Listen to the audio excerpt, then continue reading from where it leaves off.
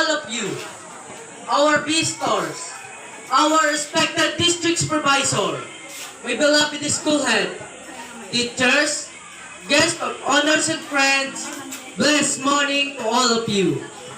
First of all, I would like to congratulate all of you, my dear classmates. Let's give thanks to our Almighty God for the protection, knowledge, and wisdom He bestowed to us. Sa wakas, graduate na tayo. Let's give ourselves a round of applause. Kung ating babalikan ang ating mga araw at taon sa paaralan, mahirap, nakakapagod, napaka-challenging ng bawat araw sa ating buhay. Pagising pa lang, alam kong isang hamon na sa atin ang bawat oras ng ating preparasyon upang makapasok sa araw-araw. Ang mga oras na inilalaan sa buong maghapon upang makamit natin ang karunungan na magsisilbing bangka natin para sa magandang bukas na hinaharap. My dear classmates, halos 7 taon tayo nagsikap para sa ating pangarap.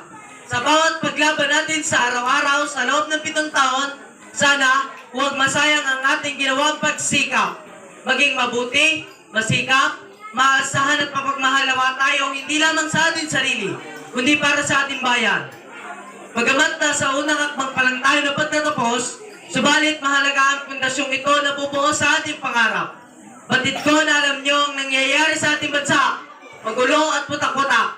Huwag naman tayo maging kabilang pa sa mga nagiging daan ng hindi pagkakasundo sa pamahalaan. Hindi ako kumakandidato sa speech kong ito. Bilang bata, nakararamdaman ko ng pagkahinayang sa talento at galing na bawat Pilipino. Gusto ko lang ipalam sa inyo, mga kapwa ko mag-aaral, na kahit mga bata pa tayo, sana sumunod tayo sa ating batas. Dahil pag nilabag natin ang batas, ito at simula ng kaguluhan at pagkakabahabahagi. Maging henerasyon nawa tayo ng pagkakaisa para maging kagapay ng bagong Pilipinas. Tulad ng tema na mayroon tayo ngayong araw na ito. Sabi nga, ang kabataan ng pag-asa ng bayan. Huwag sanang masayang ang 7 taon na pinaghirapan natin upang hindi natin gamitin ang ating natutunan sa paaralan. Ang maging isang matagumpay na mag-aaral na aagapay sa ating bansa. Oo, mga bata tayo sa ngayon, subalit tayo at sinisimulan ng isang henerasyon ng isang magiting at madangal na Pilipino. Sana, mga kapwa ko mag-aaral, sa mga susunod na taon sa ating buhay, magsumikap tayo sa pag-abot ng ating pangarap. Sana, huwag masayang ang ating pagsumikap. Sana, sa muli nating pagkita, mga matatagumpay na tayong mamamayan sa ating barangay na may dangal at dignidad hindi para sa sarili, kundi para sa ating bayan. Mula sa ating natutunan sa ating mga guro, ikintal natin sa ating isip at puso ang ating pagmamahal sa ating bayang Pilipinas. Kaya ibigay natin ang ating rekognasyon sa ating mga naging guro. Kay Mamayla, Ma'am Clemen, Ma'am Shelo,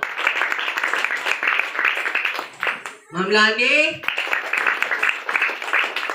Ma'am Marilyn,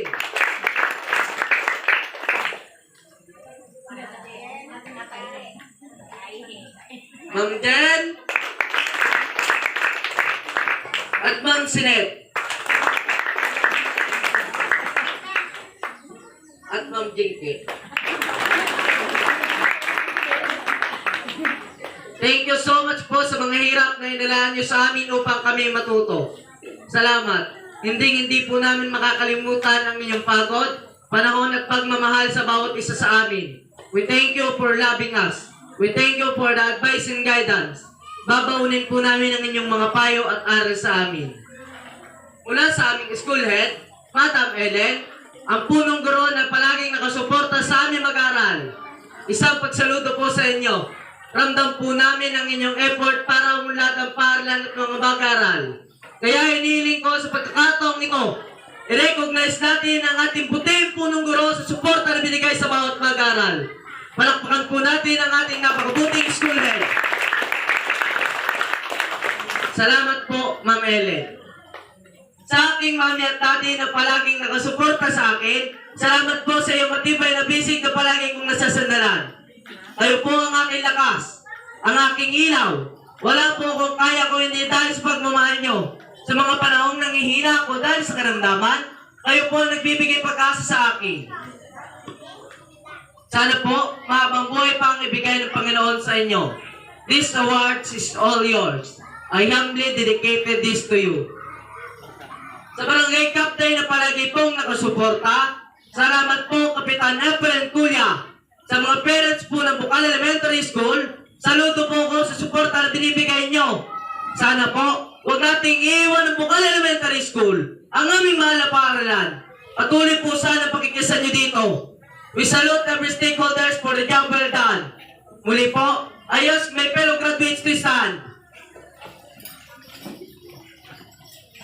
Let's give our claps to Ma'am Ellen.